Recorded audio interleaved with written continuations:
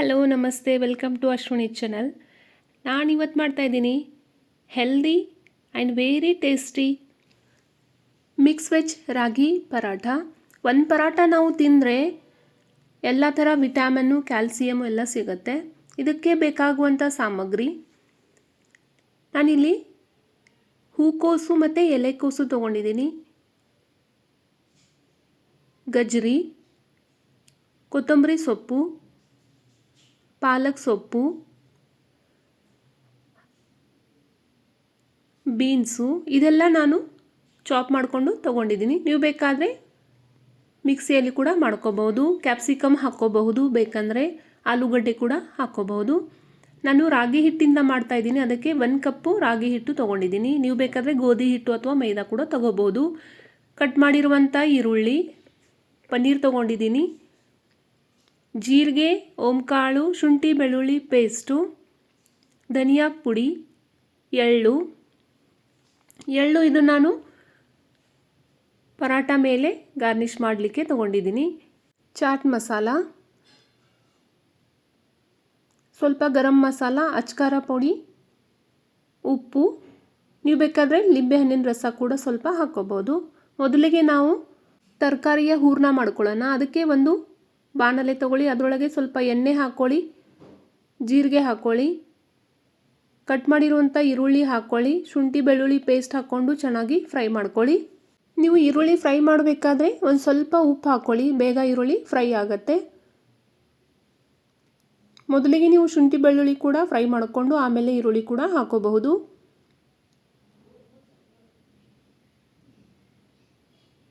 ಮಕ್ಕಳು capsicum ತಿಂತಾಯಿದ್ರೆ ಹೆರಿಸ್ಬಿಟ್ಟು capsicum ಹಾಕ್ಕೊಳ್ಳಿ, ಆಲೂಗಡ್ಡೆನ ಹಾಕ್ಕೊಳ್ಳಿ. ಹಸಿ ಬಟಾಣಿ ಇತ್ತು ಅಂದರೆ ಹಸಿ ಬಟಾಣಿ ಕೂಡ ನೀವು ಕುದಿಸ್ಬಿಟ್ಟು ಸ್ಮ್ಯಾಶ್ ಮಾಡಿ ಹಾಕೋಬಹುದು, ಅದು ಕೂಡ ಟೇಸ್ಟು ತುಂಬ ಚೆನ್ನಾಗಿ ಇರುತ್ತೆ. ಈರುಳ್ಳಿ ಚೆನ್ನಾಗಿ ಫ್ರೈ ಆದಮೇಲೆ ತರಕಾರಿನ ಹಾಕ್ಕೊಳ್ಳೋಣ. ಮೊದಲಿಗೆ ನಾನು ಹಸಿಮೆಣಸಿನ್ಕಾಯಿ ಸ್ವಲ್ಪ ಹಾಕ್ತಾಯಿದ್ದೀನಿ, ಅದರೊಳಗೆ ನಾನು ಬೀನ್ಸ್ ಕೂಡ 1 ರೌಂಡು ಮಿಕ್ಸಿ ಮಾಡ್ಕೊಂಡಿದ್ದೀನಿ, ಕ್ಯಾರೆಟು, ಹೂಕೋಸು, ಎಲೆಕೋಸು ಚೆನ್ನಾಗಿ ಬಾಡಿಸ್ಕೊಳ್ಳಿ. ಹೆರಚ್ಬಿಟ್ಟು ಹಾಕಿದ್ರೆ ತುಂಬ ಬೇಗ ಸಾಫ್ಟಾಗಿ ಬೆಂದ್ಬಿಡತ್ತೆ.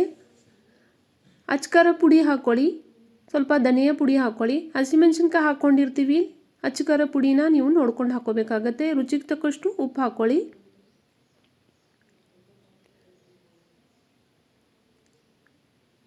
ಕೊತ್ತಂಬರಿ ಸೊಪ್ಪು ಮತ್ತು ಪಾಲಕ್ ಸೊಪ್ಪು ಕೂಡ ಹಾಕ್ಕೊಳ್ಳಿ. ನೀವು ಪಾಲಕ್ ಸೊಪ್ಪು ಬೇಡ ಅಂದರೆ ಸ್ಕಿಪ್ ಮಾಡ್ಕೋಬಹುದು.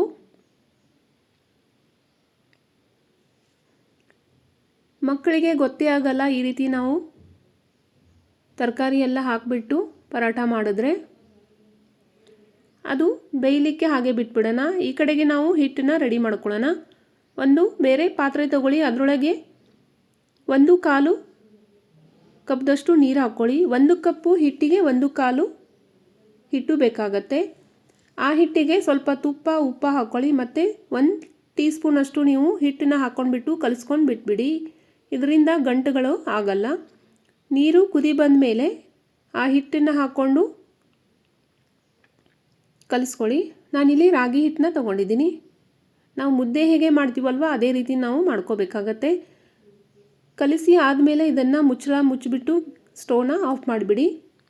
ಈ ಕಡೆ ಹೂರಣ ಕೂಡ ರೆಡಿ ಆಗ್ತಾ ಇದೆ. ಇಲ್ಲಿ ನೋಡಿ ಎಷ್ಟು ಚೆನ್ನಾಗಿ ಡ್ರೈ ಆಗಿದೆ. ಇವಾಗ ಸ್ವಲ್ಪ ಕಸೂರಿ ಮೇಥಿ ಹಾಕ್ಕೊಳ್ಳಿ. ಕಸೂರಿ ಮೇಥಿ ಇರಲಿಲ್ಲ ಅಂದರೆ ನೀವು ಮೆಂತ್ಯ ಸೊಪ್ಪು ಕೂಡ ಹಾಕ್ಕೋಬಹುದು ಬಾಡಿಸ್ಕೊಂಡು. ಚಾಟ್ ಮಸಾಲ ಹಾಕ್ಕೊಳ್ಳಿ. ಇವಾಗ ನೀವು ಲಿಂಬೆಹಣ್ಣು ಕೂಡ ಹಾಕ್ಕೋಬಹುದು. ಗರಂ ಮಸಾಲ ಹಾಕ್ಕೊಳ್ಳಿ. ಚೆನ್ನಾಗಿ ಮಿಕ್ಸ್ ಮಾಡ್ಕೊಳ್ಳಿ.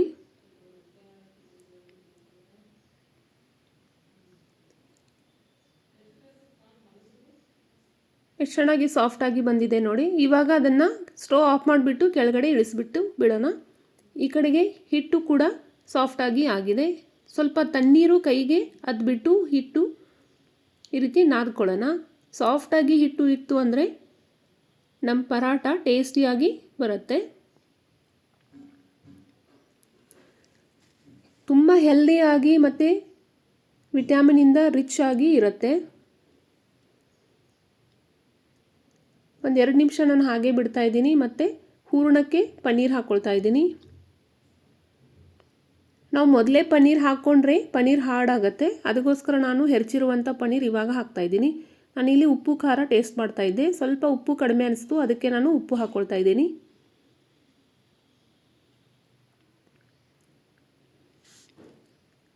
ನಾನಿಲ್ಲಿ ಅಗಸೆ ಬೀಜ, ಕರಿ ಎಳ್ಳು ಮತ್ತು ಬಿಳಿ ಎಳ್ಳು ತೊಗೊಂಡಿದ್ದೀನಿ. ಲಟ್ಟಿಸ್ಲಿಕ್ಕೆ ರಾಗಿ ಹಿಟ್ಟನ್ನ ತೊಗೊಂಡಿದ್ದೀನಿ. ಕೈಗೆ ಸ್ವಲ್ಪ ಎಣ್ಣೆ ಹಚ್ಕೊಳ್ಳಿ. ಒಂದು ಮೀಡಿಯಮ್ ಗಾತ್ರದ ಉಂಡೆ ತೊಗೊಂಡು ಈ ರೀತಿ ಪುರಿ ಥರ ಮಾಡ್ಕೊಳ್ಳಿ. ಇವಾಗ ನಾವು ರೆಡಿ ಮಾಡಿರುವಂತಹ ತರಕಾರಿ ಹೂರ್ಣನ ಇದರೊಳಗೆ ಸ್ಟಫ್ ಮಾಡಿಬಿಟ್ಟು ಪರಾಟನ ರೆಡಿ ಮಾಡ್ಕೊಳ್ಳೋಣ. ನಾನು 2 ವಿಧದಲ್ಲಿ ತೋರಿಸಿದ್ದೀನಿ. ಒಂದು ಈ ರೀತಿ ಮಾಡ್ಕೊಳ್ಳಿ, ಇಲ್ಲ ಅಂತಂದರೆ ಇನ್ನೊಂದು ವಿಧನ ನಾನು ಈ ಪರಾಟ ಆದಮೇಲೆ ತೋರಿಸ್ತೀನಿ. ಈ ರೀತಿ ಸ್ಟಫ್ ಮಾಡ್ಕೊಳ್ಳಿ. ಈ ರೀತಿ ಸ್ಟಫ್ ಮಾಡೋದ್ರಿಂದ ಹೂರ್ಣ ಎಲ್ಲ ಕಡೆಗೆ ಹರಡುತ್ತೆ. ಮತ್ತು ನಾವು ಪರಾಟ ತಿನ್ನಬೇಕಾದ್ರೆ ಕೇವಲ ಹಿಟ್ಟು ಹತ್ತಲ್ಲ, ಸ್ಟಫಿಂಗ್ ಕೂಡ ಬರುತ್ತೆ. ಆವಾಗ ಟೇಸ್ಟು ಚೆನ್ನಾಗಿರುತ್ತೆ. ಇವಾಗ ಸ್ವಲ್ಪ ಎಣ್ಣೆ ಹಾಕ್ಕೊಳ್ಳಿ. ಅದ್ರ ಮೇಲೆ ಅಗಸೆ ಬೀಜ, ಎಳ್ಳು ಕೂಡ ನೀವು ಹಾಕ್ಕೋಬೋದು. ಇದು ಕೂಡ ಆಪ್ಷನಲ್ಲು, ಬಟ್ಟು ಕಾಣೋದಕ್ಕೆ ತುಂಬ ಚೆನ್ನಾಗಿರುತ್ತೆ. ಮಕ್ಕಳು ನೋಡಿಬಿಟ್ಟು ಖುಷಿಯಾಗಿ ತಿಂತಾರೆ ಮತ್ತು ಹೆಲ್ತ್ಗೆ ಕೂಡ ತುಂಬ ಒಳ್ಳೆಯದಿರುತ್ತೆ. ಈ ರೀತಿ ನಿಧಾನವಾಗಿ ತಟ್ಕೊಳ್ಳಿ. ಕೆಳಗಡೆ ನೀವು ಪ್ಲಾಸ್ಟಿಕ್ ಸೀಟು ಅಥವಾ ಬಟರ್ ಪೇಪರ್ ಕೂಡ ಹಾಕ್ಕೋಬಹುದು. ಇಲ್ಲಾಂದರೆ ಈ ರೀತಿ ಲಟ್ಟಿಸ್ಕೊಳ್ಳಿ. ಇಲ್ಲಾಂದರೆ ಬಾಳೆ ಎಲೆ ಇತ್ತು ಅಂದರೆ ಅದ್ರ ಮೇಲೆ ಕೂಡ ನೀವು ಲಟ್ಟಿಸ್ಕೋಬಹುದು. ಇಲ್ಲಿ ನೋಡಿ ಎಷ್ಟು ಚೆನ್ನಾಗಿ ಆಗಿದೆ. ನಾವು ಇದನ್ನು ಲೋ ಫ್ಲೇಮಲ್ಲಿ ಬೇಯಿಸಬೇಕಾಗತ್ತೆ. ಸ್ಟಫಿಂಗ್ ಮಾಡಿಬಿಟ್ಟು ಪರಾಟ ಮಾಡಿದ್ರೆ ಹೂರ್ಣ ಎಲ್ಲ ಹೊರಗಡೆ ಬರುತ್ತೆ, ನಮ್ಗೆ ಮಾಡೋಕ್ಕೆ ಬರಲ್ಲ ಅನ್ನೋರು ಈ ರೀತಿ 2 ಪುರಿ ರೆಡಿ ಮಾಡ್ಕೊಳ್ಳಿ. ಈ ರೀತಿ 2 ಪುರಿ ರೆಡಿ ಮಾಡಿಕೊಂಡು ಮಾಡಿದ್ರೆ ಹೂರ್ಣ ಹೊರಗಡೆ ಬರಲ್ಲ, ಪರಾಟ ತುಂಬ ರುಚಿಯಾಗಿರುತ್ತೆ.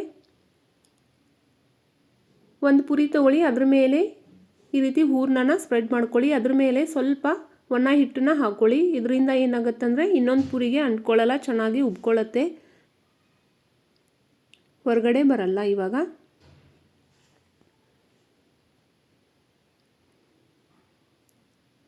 ಸೇಮ್ ಗಾತ್ರದ ಇನ್ನೊಂದು ಪೂರಿ ಅದ್ರ ಮೇಲೆ ಈ ರೀತಿ ಅಂಟಿಸ್ಕೊಳ್ಳಿ. ನಿಧಾನವಾಗಿ ನಾವು ಇದನ್ನು ಲಟ್ಟಿಸ್ಬೇಕಾಗತ್ತೆ. ಈ ರೀತಿ ಮಾಡೋದ್ರಿಂದ ಈಸಿಯಾಗಿ ಕೂಡ ಆಗುತ್ತೆ. ಆಮೇಲೆ ಸ್ವಲ್ಪ ಅಗಸೆ ಬೀಜ, ಎಳ್ಳು ಕೂಡ ಹಾಕ್ಕೊಳ್ಳಿ. ಕಾಣೋದಕ್ಕಂತೂ ತುಂಬ ಚೆನ್ನಾಗಿರುತ್ತೆ, ತುಂಬ ಹೆಲ್ದಿಯಾಗಿಯೂ ಇರುತ್ತೆ.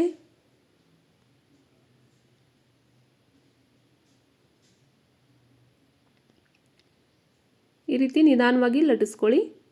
ನೀವು ಬಾಳೆ ಎಲೆಯಲ್ಲಿ ಅಥವಾ ಬಟರ್ ಪೇಪರಲ್ಲಿ ಲಟ್ಟಿಸಿದ್ರೆ ತೆಗಿಬೇಕಾದ್ರೆ ಈಸಿಯಾಗಿ ಬರುತ್ತೆ. ಇವಾಗ ನಿಧಾನಕ್ಕೆ ನೀವು ಇದನ್ನು ಫ್ರೈ ಮಾಡ್ಕೊಳ್ಳಿ. ತುಪ್ಪ ಅಥವಾ ಎಣ್ಣೆ ಸವರ್ಬಿಟ್ಟು ಫ್ರೈ ಮಾಡ್ಕೊಳ್ಳಿ. ನಾವು ಮೊದಲು ಮಾಡಿದ್ವಲ್ವ ಆ ಪರಾಟ ಇವಾಗ ಫ್ರೈ ಆಗ್ತಾ ಇದೆ ನೋಡಿ. 2 ಬದಿಗೆ ಚೆನ್ನಾಗಿ ಫ್ರೈ ಮಾಡ್ಕೊಳ್ಳಿ. ಇಲ್ಲಿ ನೋಡಿ, ಹೆಲ್ದಿ ಆ್ಯಂಡ್ ಟೇಸ್ಟಿ ಪರಾಟ ರೆಡಿಯಾಗಿದೆ.